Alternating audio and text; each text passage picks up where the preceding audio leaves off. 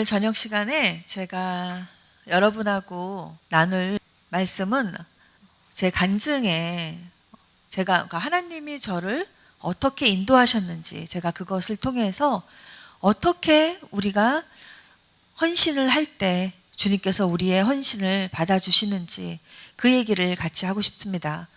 저는 제 이름은 자넷 현이고요. 저는 프로페틱 아티스트로서 미국에서 또 캐나다에서 월십 중에, 찬양 중에 또 그림을 통해서 하나님 나라의 그런 이미지를 이 땅에 선포하고 또 알리는 그런 일을 하고 있습니다. 거의 한 15년 이상을 했고요. 이 일을 시작한 것은 한 거의 20년이 다 되는 것 같아요. 그런데 제가 이렇게 컨퍼런스에서 또 제 간증을 통해서 말씀을 전하고 또 그림 사역을 하고 할 때 많이 듣는 질문 중에 하나가 어떻게 이런 참 독특한 일을 시작을 하셨는지, 거기에 대해서 질문을 하시는 분들이 의외로 많이 계십니다. 제가 아까 이 전 시간에 또 거기에 대해서 첫 번째 간증을 했는데요. 내가 어떻게 주님을 만났는지, 그냥 아는 주님, 우리가 그냥 교회를 다니면서 성경을 보면서 그렇게 아는 주님이 아니고 내가 주님을 인격적으로 만났을 때 정말 그냥 이 세상을 창조하신 하나님, 또 우리를 위해서 죽으신 예수님, 이렇게 알고만 있던 그러한 하나님과 또 예수님과 성부, 성자, 성령, 근데 그것이 내 안에서 들어와서 나를 인격적으로 만나셨을 때는 우리의 인생이 변합니다. 그래서 저는 내가 이 사역을 어떻게 시작을 했고 하나님이 나를 어떻게 불렀는가, 그거의 사실 첫 번째는 하나님과의 인카운터예요. 내가 처음 주를 만났을 때. 아마 여기 계신 분들, 또 이 영상을 보고 계시는 분들, 내가 처음 주를 만났을 때 사실 거기에 모든 답은 있는 것 같아요. 우리가 힘든 일을 겪을 때, 또 사업을 하면서 사역을 하면서 세상에 많은 힘든 일을 겪을 때, 그때 우리의 멘토들은 이런 이야기를 합니다. Back to the basic, 기본으로 돌아가라는 이야기 많이 들으셨을 거예요. 근데 우리들의 기본은 사실 생각해 보면 내가 처음 주님을 만났을 때, 그때가 가장 베이직, 내 인생의 기초를 다시 쌓았던 시간인 것 같아요. 그래서 만일 이 시간도 무엇을 향해서, 무엇 때문에 고민하고 걱정하시고 또 어떤 문제로 인해서 씨름하고 계시는 분들이 있다 그러면 그 해답은 내가 처음 주를 만났을 때, 그때로 돌아가면은 아마 우리 각자의 해답을 찾을 수 있을 것 같습니다. 제가 주님을 그렇게 만나고, 그리고 또 그 감동 안에서 하나님의 그림을 이 땅에서 풀어내고자 노력을 하면서 한 발 한 발 왔을 때 저한테 이런 일이 생겼습니다. 이 이야기만 보시면은 좀 이해가 안 되세요. 이 그 전 거를 보시면은 지금 제가 연속해서 이 간증을 전하고 있기 때문에 이게 2편이고 1편이 있습니다. 그렇게 참고하시고요. 그때가 어느 봄날이었어요. 아주 화창한 봄날, 일요일날 봄날인데, 그때 제가 정말 아주 간절하게 주님을 찾았고 너무 진짜 헝그리했던 것 같아요. 그래서 주님, 진짜 저희들 그렇게 얘기하잖아요. 주님, 제가 여기 있습니다. 저를 써주세요. 아마 여기 계신 분들 다 그러셨죠? 네, 항상 제가 여기 있습니다. 저를 써주세요. 근데 그때 만약에 주님이 그래, 내가 너를 쓸게 하고 바로 말씀을 하신다면 여러분들 어떻게 하시겠어요? 이 자리에서 바로 일어나서 가실 수가 있을까요? 우리가 주님, 저를 써주세요라는 말은 너무나 확신 있게, 벅차게, 또 너무 신나게, 또 아니면 간절하게 그렇게 간구합니다. 근데 실제로 그분이 그렇게 갑자기, 진짜로 suddenly라 그러죠. 갑자기 찾아오시는 주님이죠. 내가 너한테 며칠 날 찾아갈게 그러고 시간을 주시는 분이 아니죠. 그렇게 갑자기 찾아오셨을 때, 그리고 갑자기 여러분을 부르셨을 때, 여러분 그 자리에서 일어나서 앞뒤 옆 좌우 아무것도 보지 않고 나가실 수 있습니까? 저는 우리가 주님께 우리를 써주세요. 주님 제가 여기 있습니다. 이 이야기를 했을 때 주님은 거기에 다 답을 하신다고 생각해요. 하지만 그것을 내가 받느냐 안 받느냐, 듣고도 모른 척 하느냐 아니면 듣고 바로 그 자리에서 일어서서 나가느냐, 그거는 전적으로 저희들한테 달려 있습니다. 왜냐하면 주님은 우리의 자유의지를 절대 무시하지 않습니다. 저는 그 일요일 날, 그날도 맨 앞에 앉아서 정말 갈급한 마음으로 찬양을 부르고 또 목사님의 설교를 듣고 있었습니다. 그때 목사님은 어떻게 드리면 잘 드리는 건지, 온전히 드릴 수 있는지에 대해서, 헌금에 대해서 설교를 하고 계셨어요. 그리고 저는 그냥 사실 그냥 앉아서 듣고 있었어요. 뭐 특별한 감동이라기보다도 그냥 듣고 있었습니다. 그때 제 마음속에 정말 들리는 목소리로 주님께서 말씀하셨어요. 나는 너에게 온전히 받은 것이 아무것도 없구나. 이 갑작스러운 천둥과 그 목소리를 제가 묘사를 하자 그러면 꼭 천둥과 번개와 그 볼케이노, 네, 내성과 그리고 지진이 나고 화산이 폭발하고 뭐 그렇게 제가 표현할 수 있을 것 같아요. 그렇게 제게 나는 너에게 온전히 받은 것이 아무것도 없구나 이렇게 말씀을 하시는데 제가 가슴이 뭔가 진짜 텅 어떤지 망치로 치는 것 같은 그런 충격을 받으면서 이런 생각이 들어왔습니다. 나는 그래도 헌금도 하려고 노력했고 어떤 선교사님도 도와주려고 노력했고 기도도 하려고 노력은 했는데 왜 나한테 받은 것이 아무것도 없다고 하실까? 받은 것이 없다고 하신 게 아니고요. 받은 것이 온전히 받은 것이 없다고 하셨어요. 우리가 온전히 드리지 못하면은 나의 마음의 일부만 드리면은 그것을 어디까지 드렸다고 할 수 있을까요? 그리고 그렇게 드린 거는 사실 우리의 인생을 변화시키지 못합니다. 다만 우리의 의만 쌓일 뿐이에요. 나 이 정도 했잖아. 이 정도는 노력했잖아. 그래도 나 밖에 있는 사람보다는 이 정도 했으니까 좀 괜찮은 인간 아닌가. 이렇게 스스로의 의를 쌓는 것이 드리는 거예요. 하지만 주님은 온전히 드린 것을 받으시지 그저 드리고 그걸로 나의 의를 쌓은 걸로 내가 나를 위로하는 것은 하나님 나라의 천국의 그 어떤 상급도 저희들한테 계산된다고 생각하지가 않습니다. 그 말씀을 듣는 순간 저는 그냥 눈물이 터져 나왔어요. 그러면서 그냥 쏟아지는 눈물에 주체를 할 수가 없었습니다. 그러면서 제가 주님께 물어봤죠. 무엇을 드려야지 온전히 받으시겠습니까? 그때 주님은 이렇게 말씀하셨습니다. 52일 동안 28개의 그림을 그려서 타이완에 있는 미션 스쿨에 보내라. 너무나 정확하게 몇 개를 어느 장소에 언제까지 하라는 것까지 정확히 말씀을 하셨어요. 저는 그 예배가 끝나는 순간까지도 이 눈물이 넘치질 않아서 계속 그냥 울면서 꼭 나한테 온전히 받으신 게 하나도 없다는 그 말이 진짜 송곳처럼 그냥 저를 계속 찔렀습니다.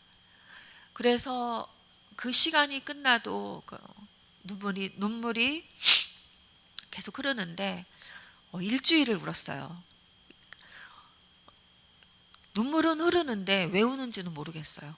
그러니까 이게 나의 영은 나의 눈물은 흐르는데 나의 혼은 아니, 도대체 내가 왜 이렇게 울고 있을까? 내가 뭐 그렇게 큰 죄를 지었나? 뭐 그런 생각도 들고 그런데 멈추지가 않아요, 눈물이. 그러면서 제가 일주일 정도를 울면서 이거 이러다는 절대 안 되겠다. 이게 진짜 하나님한테 온 것인지 아니면 나의 진짜 상상력인지 나의 마음에서 내가 만들어낸 건지 내가 좀 확인을 해야 되겠다.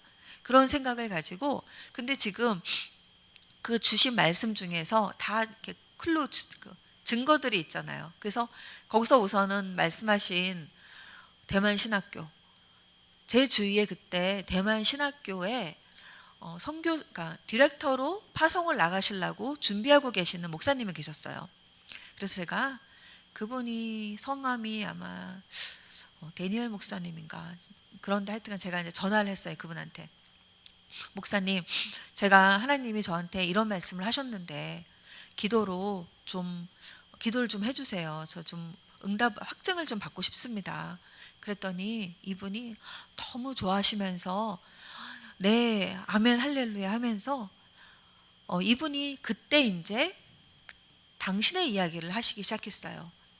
그러니까 이분은 그 당시에 이제 제가 다니고 있던 교회 그 남가주에 있는 한 교회인데 그 교회에서 대만에 있던 한 백만장자 사업가가 많은 돈을 기부를 해서 대만에 그 건물을 샀어요. 신학교를 하려고.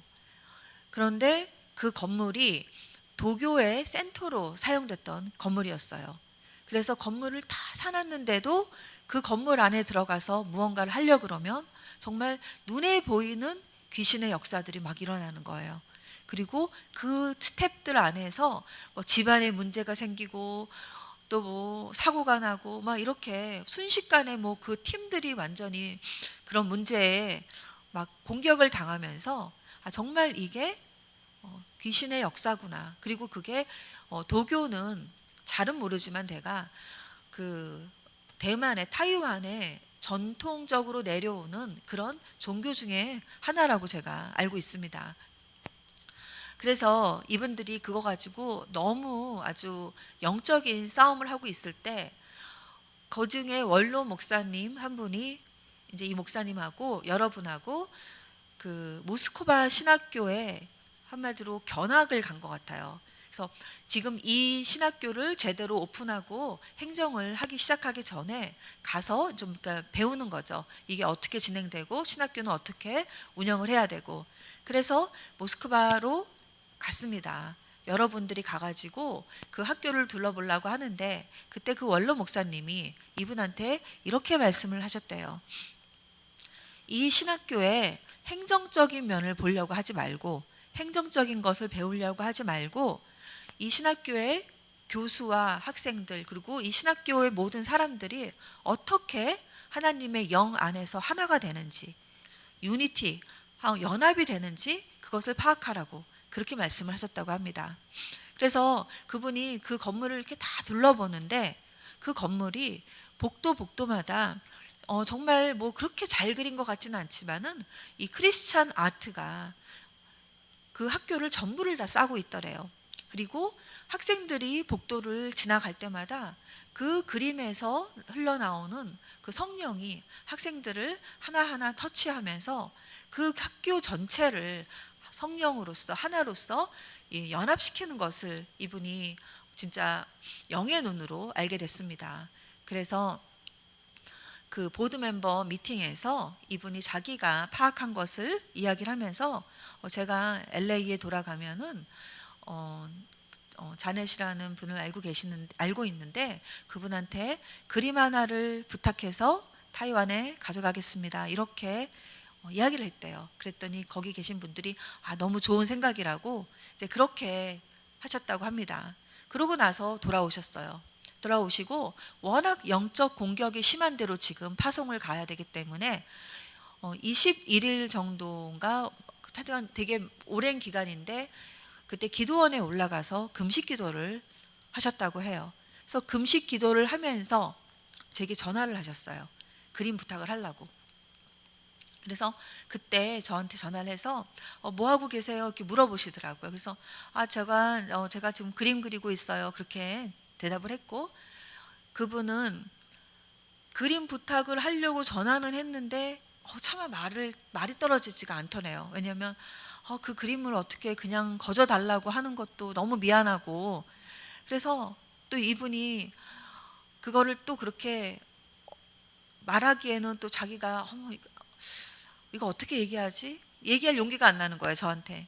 그래서 저한테는 기도 제목 있으세요? 그렇게 물어보고, 저는 네, 그냥 뭐 집안의 평화와 뭐 가정과 회사가 아니고 사업가, 이렇게 그냥 아주 일반적인 기도 부탁드린다고 그렇게 이야기를 하고, 그분은 네, 기도하겠습니다. 그리고 전화를 끊으셨어요. 그분은 전화를 끊고, 주님, 그분은 저한테 부탁할 용기가 나지 않으셨고요. 주님, 지금 우리 자넷이 그리고 있는 그 모든 그림을 저를 주세요. 제가 타이완에 가져가겠습니다. 이렇게 인간적인 마음으로 인간한테 부탁하지 않고 하나님께 부탁을 했습니다.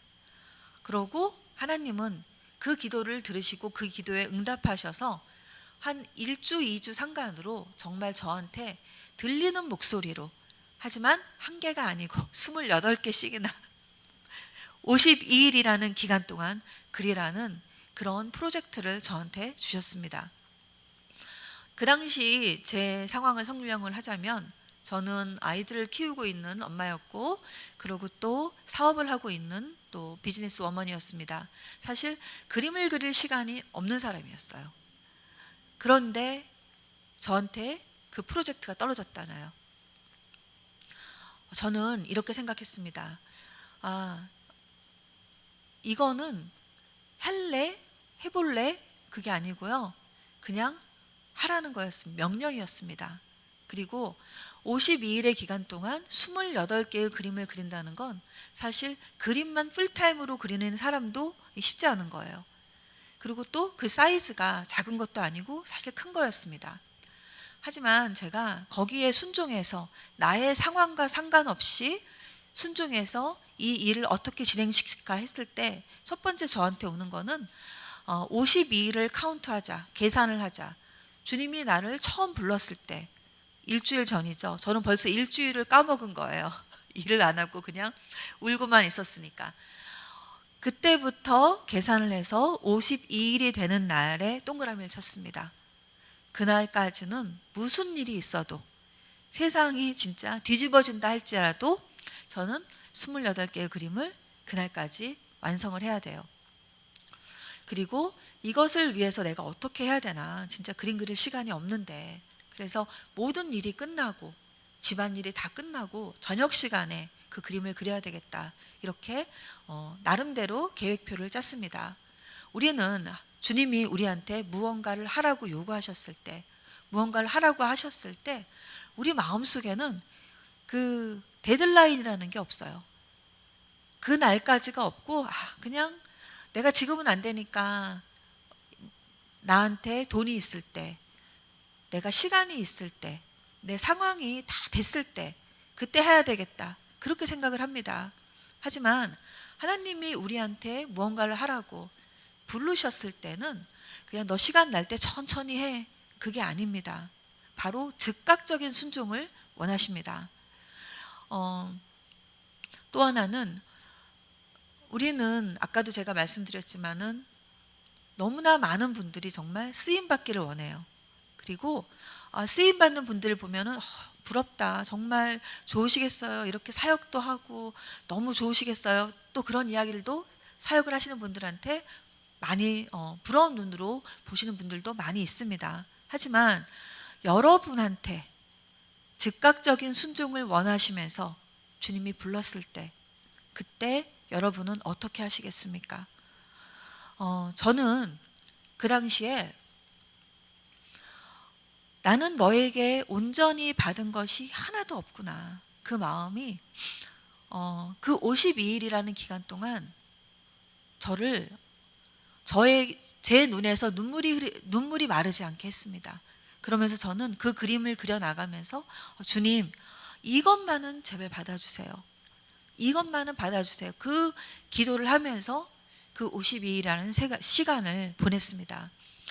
제가 혹시 제가 이제 그림 사역을 하고 하는 것들을 보신 분들도 있으시고 그런 것들을 못 보신 분들도 있으실 거예요. 근데 저는 프라페릭 아티스트로서 미국에서 또 그런 거의 제가 하는 컨퍼런스들은 99%가 그냥 그 메이저 백인 교회의 컨퍼런스들을 제가 다니면서 거기서 그림 사역을 합니다.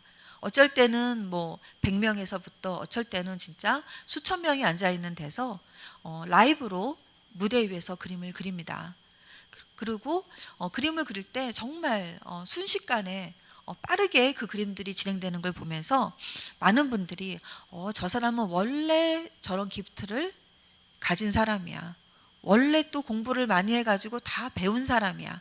이런 식으로 원래 잘하는 사람이라고, 원래 빨리 그리는 사람이고 원래 그런 걸 갖고 있었던 사람이라고 생각하시는 분들이 사실 진짜 많으세요. 그런데 제가 진짜 원래 그런 사람이 아니고요. 예를 들어서 저는 한국에서도 고등학교 졸업하고 대학을 미국으로 갔지만 항상 매일 너무 늦게 그려서 제 시간에 이 과제를 내본 적이 없어가지고 점수가 나온 적이 없어요. 우리 아무리 잘해도 미완성이면 점수 안 주죠. 아무리 잘해도 레포트를 내도 하루 늦게 내면은 A 맞을 것도 B밖에 안 줘요. B 맞을 거 C밖에 안 주고 그것도 아주 마음씨 아주 후한 그런 교수님이나 그러지 정말 칼 같은 사람들은요 아예 받질 않는 사람도 많아요. 그냥 늦었으면은 안 받아. 딱 그런 분들도 정말 많거든요. 그렇게 세상에서도 데드라인이 있습니다. 세상에서도 스탠다드가 있어도 이게 늦으면 받지도 않고 아예 점수도 안 주는 게 세상입니다. 하지만 우리는 우리 마음속에 하나님 나라의 데드라인은 내 맘대로예요. 내가 있을 때 하면 되고 없을 때 안 해도 되고 하나님이 어떠한 기간을 줬어도 내 맘대로 다 고무줄처럼 그냥 늘립니다. 늘렸다 줄였다를 하시고 하나님 아시죠? 제 사정 아시죠? 그렇게 은혜로 모든 것을 덮으려고 합니다. 우리가 나의 관점에서 그 일을 보는 건지 하나님의 관점에서 그 일을 보는 건지 한 번쯤 생각해 봐야 될 것 같아요. 제가 그렇게 세상 프로젝트도 시간을 못 맞춰가지고 항상 B, C 그렇게만 맞던 사람인데 28개의 그림을 52일 동안 그리라는 것은 말도 안 되는 일입니다. 사실 이거는 그냥 불가능이에요. 불가능. 그림 하나를 그릴 때 보통 일반적으로 그림 그리시는 분들도 그렇고 대충대충이 아니고 진짜 성의를 다해서 그렸을 때는 하나에 몇 달 걸리시는 분들도 있고요. 한 달 걸리시는 분들도 있고 아무리 빨라도 몇 주 걸리시고 적어도 2, 3주는 걸리신 분들도 계세요. 그림의 상황에 따라서 하지만 저는 내 능력과 상관없이 내가 그것을 주님께 무조건적인 순종을 한다고 생각을 했을 때 모든 것이 달라지는 경험을 했습니다. 첫날 제가 그림을 그리기 위해서 딱 그리고 시작을 했는데 저는 그때 알았어요. 왜냐하면 이건 내가 그린 게 아니라는 걸 바로 알겠더라고요. 우리가 피아노를 치든 또 무슨 진짜 뭐 골프를 하든 테니스를 하든 무엇을 해도 이 손의 기술과 연관되어 있는 모든 분야는 노래도 마찬가지고요.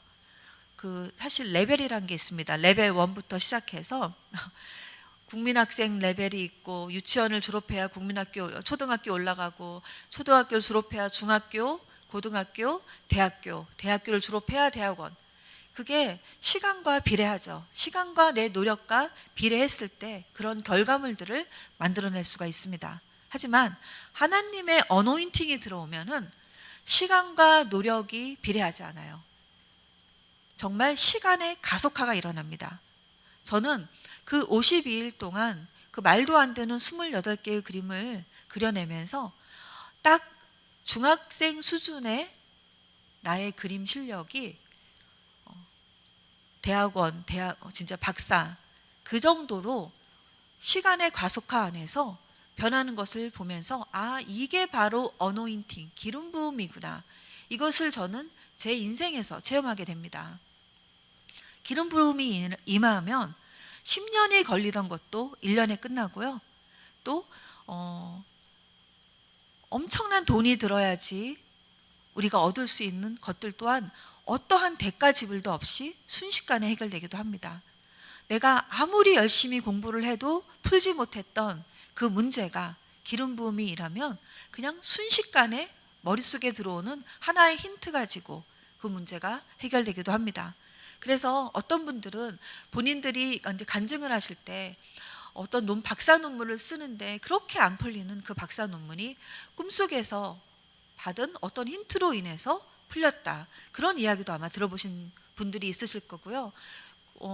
시험 공부를 하는데 정말 공부를 해도 되지 않고 정말 알 수 없게 아무리 해도 나지가 않았던 그 성적이 정말 순식간에 하나님의 기름 부음으로 학교를 합격하고 그런 것도 사실 우연의 일치가 아닙니다. 그게 바로 기름 부음입니다.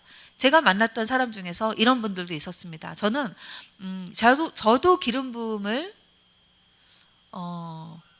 제가 경험을 했고 그 이후도 몇 번의 기름 부음을 경험을 하면서 경험을 해봤기 때문에 저는 아, 이게 기름 부음이고 이때 내가 어떻게 행동을 해야 되는지 이런 것들을 어떤 경험을 통해서 알게 됐어요.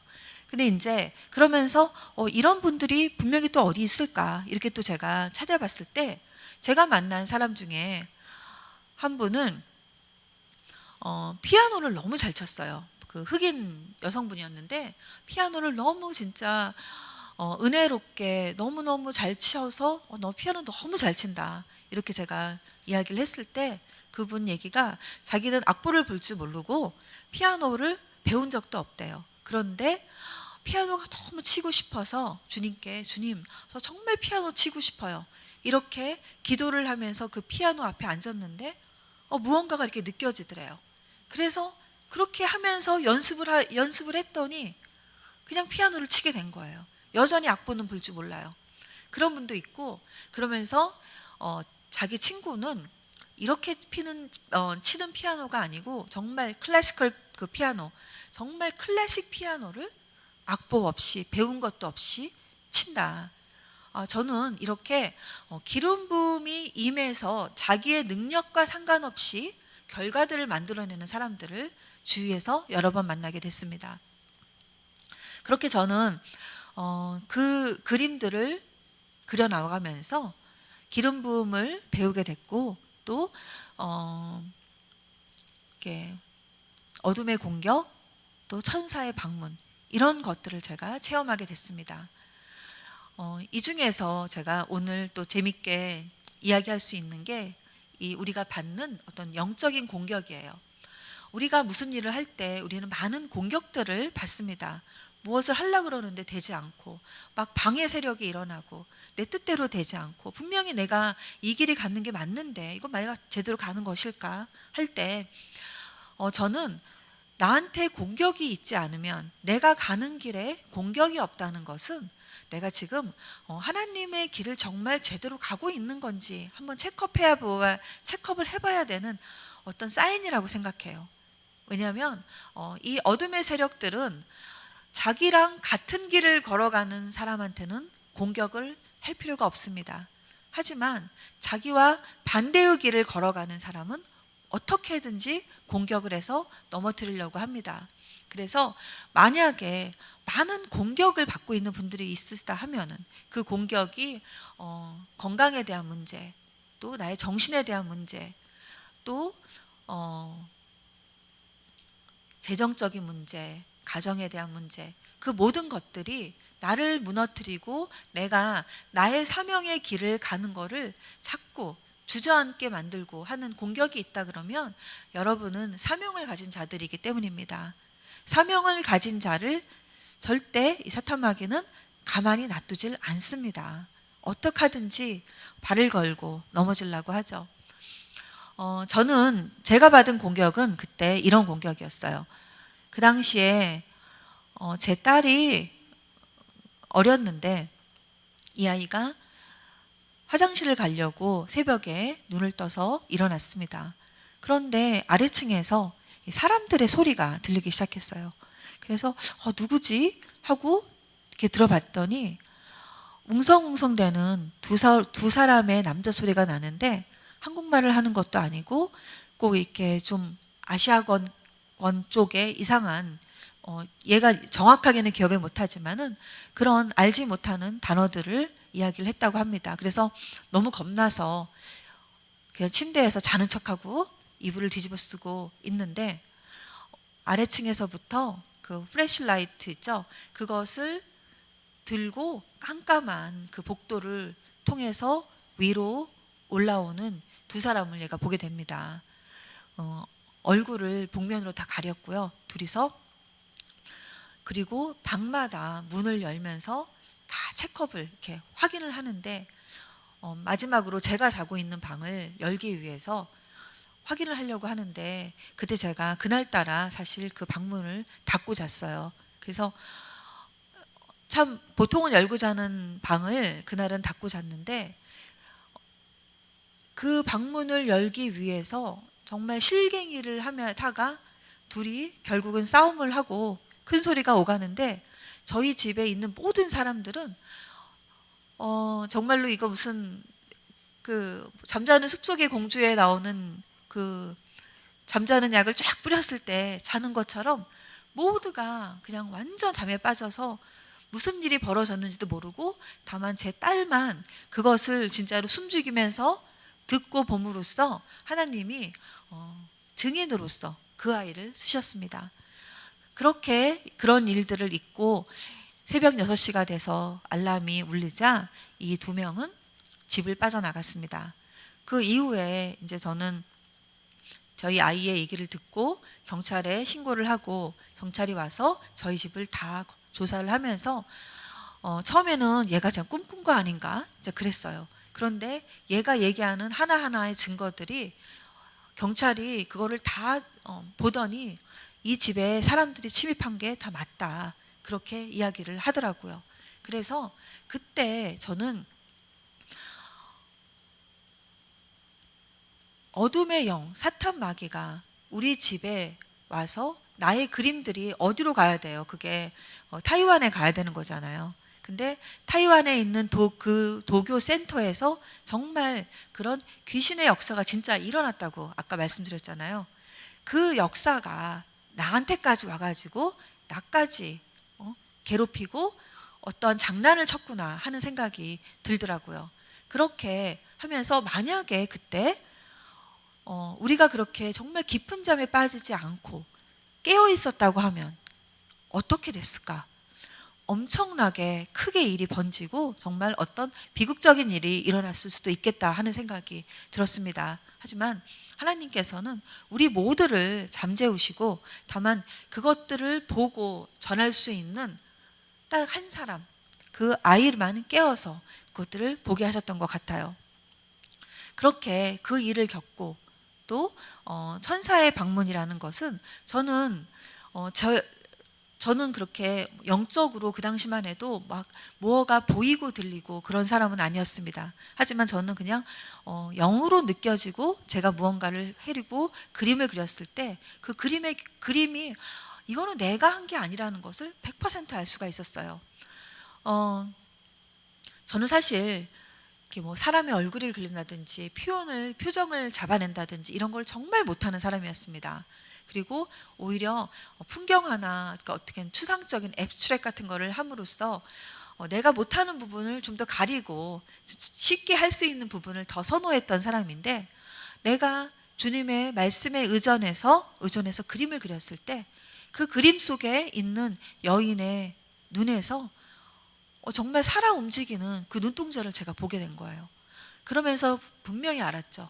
아, 이거 내가 그린 게 아니구나.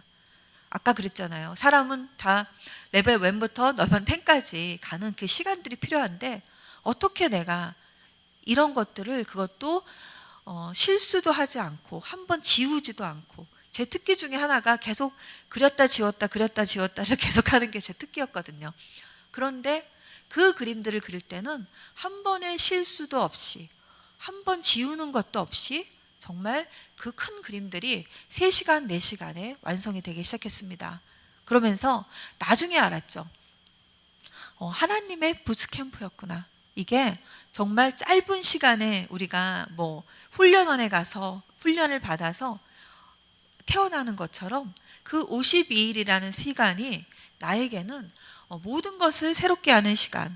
우리가 느헤미야의 52일을 얘기하잖아요. 느헤미야가 52일 동안 성벽을 재건했다고 했습니다. 그 성벽을 재건한다는 그것이 저한테는 제 인생을 재건하는 시간이었습니다. 어떻게 보면은 잃어버린 꿈, 또 그 세상적인 꿈과 세상적인 성공을 쫓아서 가면서 거기서 상처받은 영혼, 또 짓밟힌 자존심, 또 거기에 또 가정의 문제, 또 아이의 문제, 또 부모의 문제. 우리 인생에 문제 없는 사람들 없잖아요. 그런 모든 문제들이 그 52일 동안에 하나하나씩 내 마음속에서 꼭 해결을 해주는 게 아니고 정리가 되기 시작하면서 내 인생에 새로운 목표가 생기기 시작했어요. 지금까지는 세상을 위해서, 세상 속에서 성공을 위해 살았다 그러면 지금부터는 내가 하나님 나라를 위해서 살아야겠구나. 그러한 목표를 세우고 발을 떼기 시작한 것이 그 52일의 기간이었습니다. 그렇게 52일 동안 저는 흐르는 눈물을 주체할 수 없이 그렇게 울면서 그 그림들을 그려내기 시작했어요. 그러고 그 그림이 51일째 됐는데 다 끝나지가 않았어요. 3개가 더 부족한 거예요. 그래서 저는 52일째 되는 날은 3개를 그렸어요. 하루에 아침, 점심, 저녁으로 3개가 끝났습니다. 왜냐하면 그 데드라인, 하나님이 말씀하신 그 52일, 그 날짜를 저는 무조건 채워야 했어요. 이게 조금 부족하네. 그럼 2, 3일 조금 늘려가지고 이거를 해야 되겠다. 그거는 저와의 타협을 하는 것이죠. 하지만 주님은 우리한테 분명히 시간을 정해주셨습니다. 제가 이 이야기를 할 때 보통 몇 분이 꼭 저한테 와서 비슷한 이야기를 하시는 분들이 계셨어요. 나도 주님이 부르셨는데. 근데요, 저는 그때 참 애가 어렸거든요. 근데 그때 제가 너무 시간이 없었거든요. 근데 그때 제가 참 돈이 없었어요. 그래서 어디에 심으라고 했는데, 뭘 하라고 했는데 하질 못했고요. 그때 아이 키우느라고 주님이 이거를 하라 그랬는데 제가 애 다 키우면 할게요. 그렇게 하지 못했습니다. 이렇게 말씀하시는 분들을 참 많이 볼 수가 있었습니다. 저만 부르신 게 아니었어요. 여러분들도 다 부르셨고 정말 많은 분들을 주님은 부르셨습니다. 부르는 방법이 달랐을 뿐이지 다 부르셨어요. 하지만 그 부르심에 즉각적으로 순종을 했는지 아니면 즉각적 순종이 아니고 나의 여러 가지 변명, 하지만 그 변명이 아주 타당한 변명이죠. 진짜 할 수 없는 이유들이 가지고 그 변명을 했습니다. 그렇게 그 기회를 놓치신 분들이 너무나 많았습니다. 우리가 일을 할 때 보면요, 시간이 남아돈다고 어떤 일을 할 수 있는 건 아니더라고요. 오히려 시간이 없을 때, 시간이 쫓길 때 새로운 일들이 더 주어지고요. 새로운 일들을 할 수 있는 힘이 생기는 것 같아요. 그렇게 저는 즉각적인 순종으로 그 52일 안에 28개의 그림을 그리는 그 일을 끝낼 수가 있었습니다. 그리고 이제 그 선교사님께서, 그 목사님이 이것을 대만으로 가져가기 전에 우리 여기서 전시회라도 조그맣게 하고 가져가자고 그렇게 저한테 말씀을 하셨어요. 근데 저는 아니라 그랬어요. 왜냐하면 그 그림들은 제가 사람들한테 보여주려고 했던 진짜 생각은 0.1, 0.001도 없었고요. 하나님과 내 사이에서 주님이 제게 말씀하셨잖아요. 나는 너에게 온전히 받은 것이 아무것도 없구나.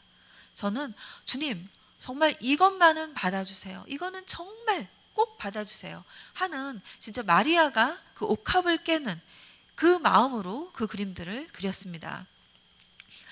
그리고 이거를 가져가기 전에 그 사진으로 찍어서 또 어떤 파일을 만들어 놓으면 다른 여러 가지 일들에 쓸 수가 있으니까 제가 그 당시에 다니던 교회에 그 미디어 팀 팀장님한테 사진을 좀 찍어달라고 부탁을 드렸어요.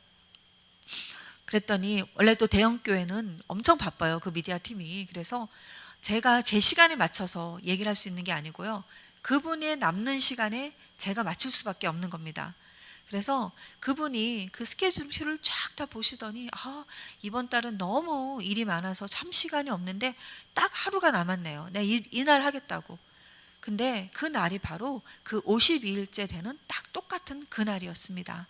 그래서 그 52일 되는 날 저는 그림을 끝내고 또 그 사진을 찍고 그리고 또 같이 이거를 드리는 예배를 같이 드리고 그렇게 그 그림은 대만으로 갔습니다.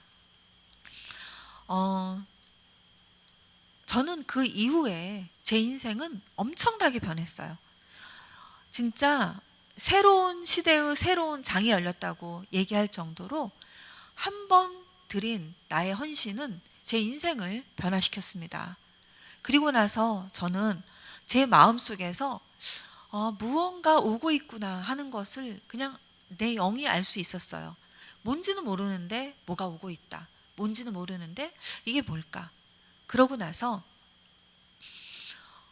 한 몇 달 후에 어떤 일이 있었냐면 제가 뭐 특정인의 이름과 장소 이제 이런 것들은 여기서는 이야기를 하지 않겠습니다. 하지만 어떤 저를 기도해 주시는 어떤 분이 저한테 한 미국의 유명하신 목사님 이름을 자꾸 말하면서 제가 꼭 그분을 만나야만 된다고 그렇게 계속 이야기를 하시는 거예요. 근데 저는 그때까지만 해도 한국 교회에서 한국 교회를 기도 생활, 신앙 생활을 했고요. 미국 교회는 가본 적도 없었고 정말 제 완전히 관심 밖이었어요. 그리고 어떤 분들이 있는지도 전혀 모르고 있었고요. 근데 계속 그분을 말씀을 하시길래 알겠다고 하고 또 그분에 대한 책도 갖다 주시고 CD도 갖다 주셨는데 관심이 없으니까 사실 보지도 않고 그냥 다 밀어놨었죠. 그러고 있다가 그 사모님이 저한테 그분이 LA에서 컨퍼런스를 언제 하시는데 그때 꼭 가셔야 된다고 그렇게 아주 강권적으로 저한테 말씀을 하셨어요. 그래서 저는 사실 그분을 만나려고 막 이렇게 마음에 희망을 가지고 간 게 아니었고 너무 강권적으로 말씀을 하시니까 이분의 정성 때문에 내가 간은 줘야 되겠다 이런 마음이 든 거예요. 그래서 그 자리에 갔습니다. 거기는 한 500에서 600명 정도의 백인들이 모여 있는 그런 장소였고요. 그 목사님이 상당히 그 당시에도 엄청 유명하신 분인데 저는 사실 저만 모르는 사람이었어요. 그래서 그 자리에 그냥 앉아서 도대체 내가 여기 왜 와 있는지도 모르겠고 그냥 앉아 있는 거예요. 그러면서 그게 3일이었는데 내일 또 와야 되나 말아야 되나 그것만 생각하고 있는 거죠. 그러다가 이제 이틀째가 됐어요. 이틀째가 됐는데 어떤 미국 여자분이 저한테 오시더니 이렇게 예언을 하셨어요. 하나님이 지금 너한테 가서 이야기를 하라고 하신다. 나는 너가 뭐 하는 사람인지는 모르지만 하나님이 지금부터 너의 손을 쓴다고 하신다. 하늘에서 그 모든 것들을 다운로드를 시켜서 너의 손을 통해서 이 땅에다가 푸신다고 하신다. 그러면서 정말 그런 기도와의 예언을 말씀해 주시는데 저는 그때까지도 그런 것들 한 번도 받아본 적이 없기 때문에 내가 이 얘기 들으려고 여기 왔나 보다. 그렇게 생각을 했습니다. 그리고 그 다음 날, 세 번째 날이 됐어요. 그날도 또 와야 되나 말아야 되나 고민을 많이 했죠. 그래서 가는데 그날은 제가 뭔가를 좀 해야 되겠다는 생각이 들어서 그 52일 동안에 그린 그림들 몇 장을 프린트를 해가지고 봉투에다가 넣었어요. 조그만 봉투에다가 작게 넣어서 이거를 저 목사님한테 드리거나 드릴 찬스가 없으면 그냥 이렇게 뭐 안내 데스크 같은 데다도 놔둬서라도 그냥 그분한테 가게끔 해야겠다. 이제 그런 마음을 가지고 그날 집회에 참석을 했습니다. 참석을 해서 있는데 아침 시간에 제가 이제 복도에서 화장실을 딱 갔는데 그때 그분이 저 끝에서 오시는 거예요. 주위에 아무도 없고요. 그분과 나만 복도 가운데서 만난 거예요. 그래서 제가 그때 다가가서 사실 제가 되게 내성적이에요. 내성적이고 인사도 제대로 못해요. 그래서 그냥 다가가서 할 말이 없잖아요. 그래서 그냥 하이 그랬어요. 그러면서 제가 뭐라고 얘기를 해야 될지도 모르겠고 그 가지고 간 봉투를 그냥 이렇게 건넸습니다. 그러고 그 목사님은 그 봉투에 손을 딱 대시고 여는 순간 저한테 이렇게 말씀을 하셨어요. 하나님이 너를 도우라고 하신다. 너는 내 팀이다. 그렇게 바로 이야기를 하시면서 그 다음 오후 세션에 내가 너한테 15분 정도의 시간을 줄 테니까 너와 함께 하신 하나님, 너에게 말하는 그 문화사역을 이야기하는 하나님 나라의 문화를 우리한테 나눠달라고. 그래서 갑자기 제가 스피커로 발탁이 됐습니다. 그래서 저는 지금까지 정석으로 올라간 적이 별로 없는 것 같아요. 항상 이렇게 위에서 낙하산을 타고 내려오는 전문입니다. 그래서 일반 사람들이 봤을 때는 어떨 때 보면은 정말 너무 운이 좋다. 뭐 정말 어떻게 저런 일이 있을 수 있을까? 뭐 그런 이야기도 하시고 하는데 저는 가장 큰 실력은요. 하나님이 내 편이 되게 하는 게 그게 가장 큰 실력이라고 생각합니다. 우리들은 세상의 아래에서 위로 올라가는 사람들이 아닙니다. 위에서 낙하산 타고 아래로 내려가는 사람들이라고 믿습니다.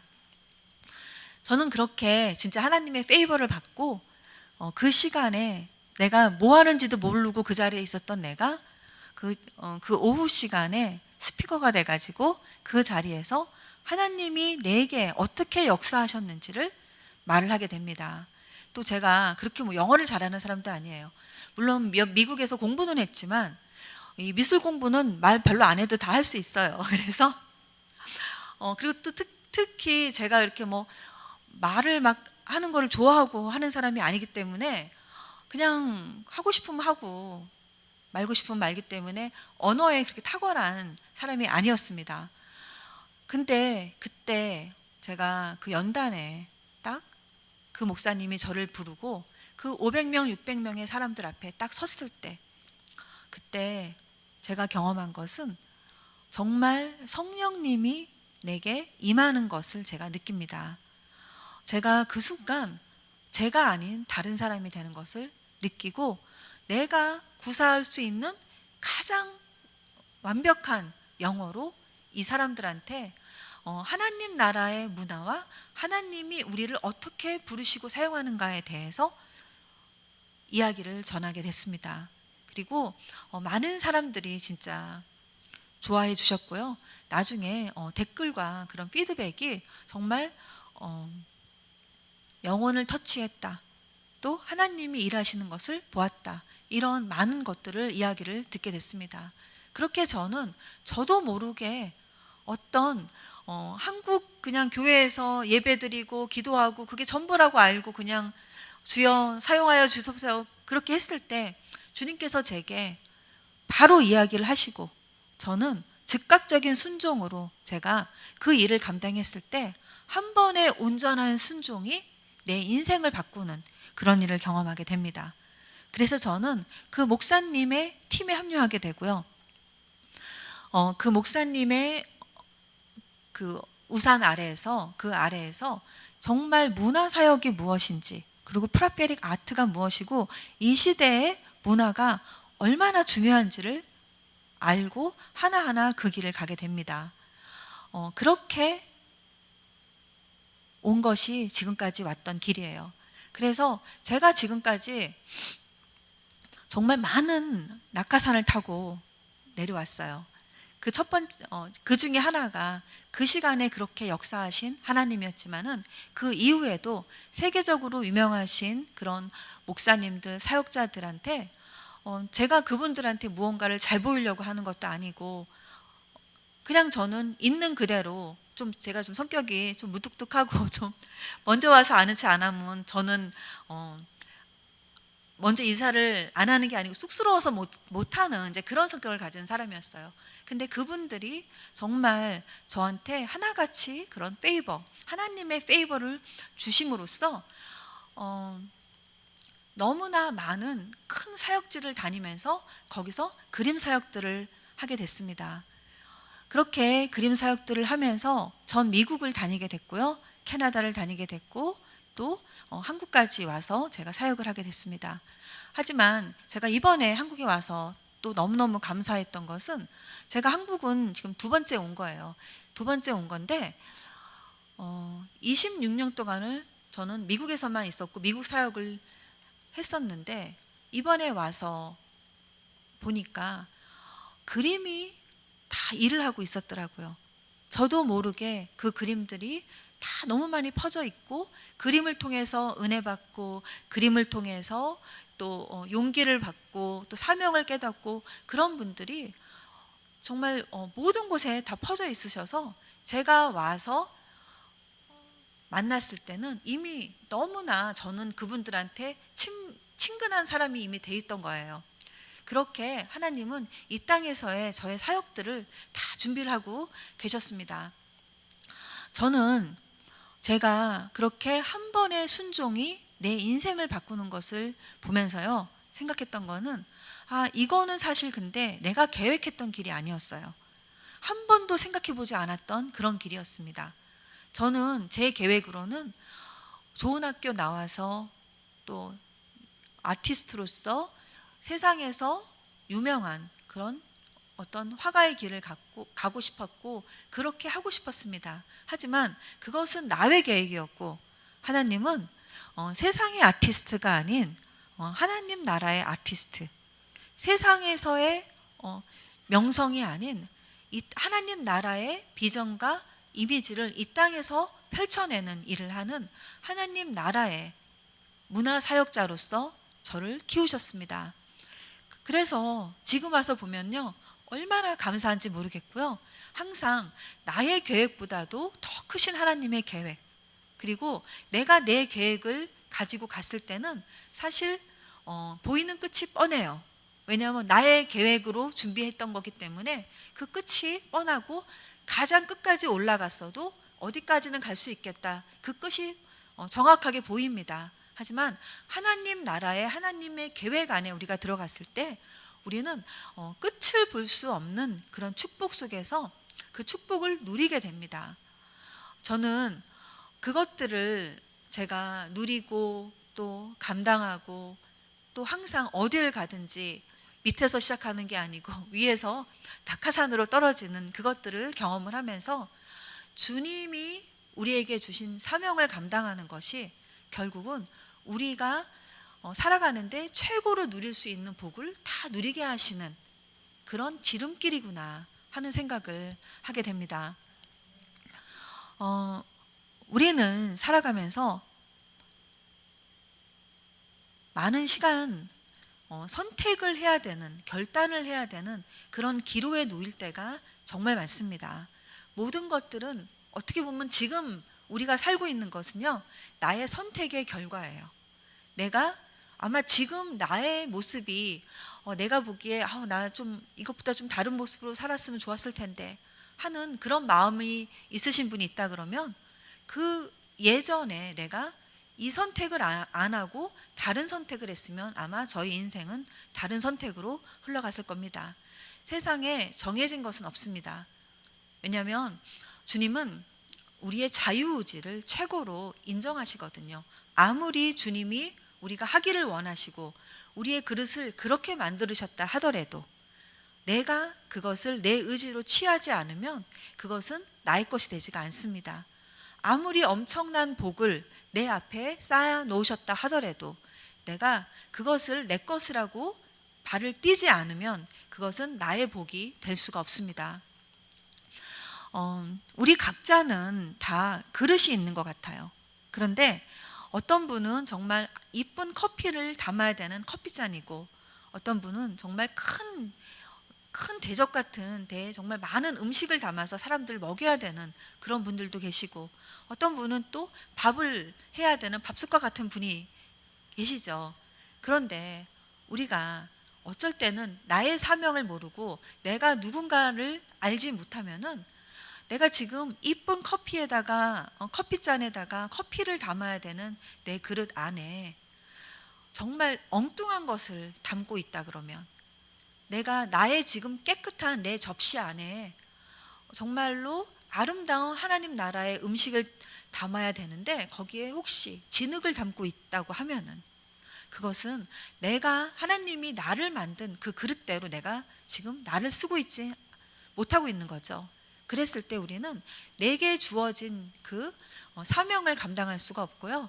내게 주어진 사명을 감당하지 못했을 때 우리는 하나님이 나를 향하게 나에게 준비해 주신 그 많은 축복과 그 길들을 우리가 취할 수가 없습니다.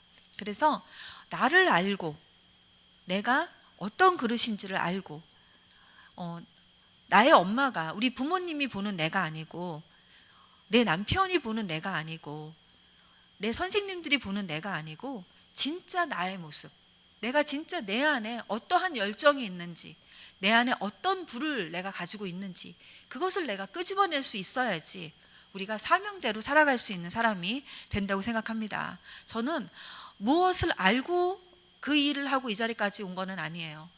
근데 지금 와서 제가 감당해왔던 그 길을 뒤돌아보니까 나는 내가 하는 일들이 이렇게 어떤 것을 만들어가면서 문화를 만들고 어떤 새로운 길을 개척하고 이렇게 될 거라고는 생각도 하지 못했습니다. 하지만 하나님이 나를 부르셨을 때 그냥 저는 즉각적인 순종을 했습니다. 그 당시에 저는 너무나 할 수 없는 이유들이 10가지, 20가지도 넘었어요. 할 수 있는 이유는 거의 없었습니다. 하지만 그럼에도 불구하고 내가 순종을 해서 그것을 끝냈을 때, 그때 주님은 제 인생을 완전히 바꿔 놓으셨습니다. 여러분 인생에 변화가 필요하시다면, 여러분 인생에 새로운 챕터, 그 다음 장, 책의 그 다음 장이 시작을 하시고 싶으시면 결단하셔야 됩니다. 그 결단은 하나님 안에서 갑자기 아무것도 없는데 결단을 하는 건 아니죠. 하지만 분명히 우리가 살아오는 그 시간 안에서 주님이 주신 사인들이 있어요. 주님이 제게 보여주신 사인이 있고 하신 말씀들이 분명히 있을 겁니다. 하지만 내가 이래서 못했고 저래서 못했고 이때는 이렇게 해서 못했고 저 때는 저래서 못했고, 그것들을 다시금 정리해서 질서 속에서 주님이 나를 부르셨을 그때 나한테 이렇게 말씀하신 게 결국 내가 가야 되는 길, 또 나의 그릇이 맞습니까? 이렇게 물어보세요. 그리고 만약에 그 놓친 것이 있다 그러면 다시 그때로 돌아가서 그때부터 다시 그 길을 찾아가면 될 것 같습니다. 사명을 알고 사명을 감당하고 가는 길은 너무나 아름답습니다. 하지만 거저되는 것은 아무것도 없죠. 우리가 대가를 지불했을 때 우리는 그 길을 걸어갈 수가 있습니다. 저도 겉으로만 보기에는 많은 분들이 미국에서도 그렇고 항상 사람들 앞에서 이야기하고 그림 그리고 또 많은 분들이 제 그림을 좋아하고 또 전 세계에 알아서 퍼져가지고 또 그 그림들의 또 어떤 좋아하시는 팬들도 계시고 너무 좋겠다 이렇게 생각하시는 분들도 진짜 많아요. 그리고 사실 저 너무 감사합니다. 하지만 저도 많은 대가를 지불하고 왔습니다. 근데 그 대가를 지불할 때조차도 그게 대가인지 몰랐어요. 왜냐하면 바로 그냥 저는 내 앞에 있는 길에, 내 앞에 있는 일에 최선을 다하고 그냥 걸어왔습니다. 여러분, 가장 중요한 거는 이런 것 같아요. 우리 이런 말 있잖아요. 내일 지구가 멸망해도 오늘 나는 사과나무를 심는다. 저는 그 말이 제 인생을 말해주는 말이라고 생각하고요. 저는 앞으로도 그렇게 살고 싶습니다. 내일 지구가 멸망해도 나는 오늘 내가 감당해야 되는 일, 내가 가야 되는 그 사명, 내가 오늘 해야 되는 그 일에 무조건 최선을 다해서 했을 때 그 일들은 당연히 또 분명히 열매가 되어서 우리들의 나무에 주렁주렁 맺힌다고 생각합니다. 이 시간 저의 이야기를 통해서 여러분의 사명을 깨우는 그런 시간이 되었으면 합니다. 감사합니다.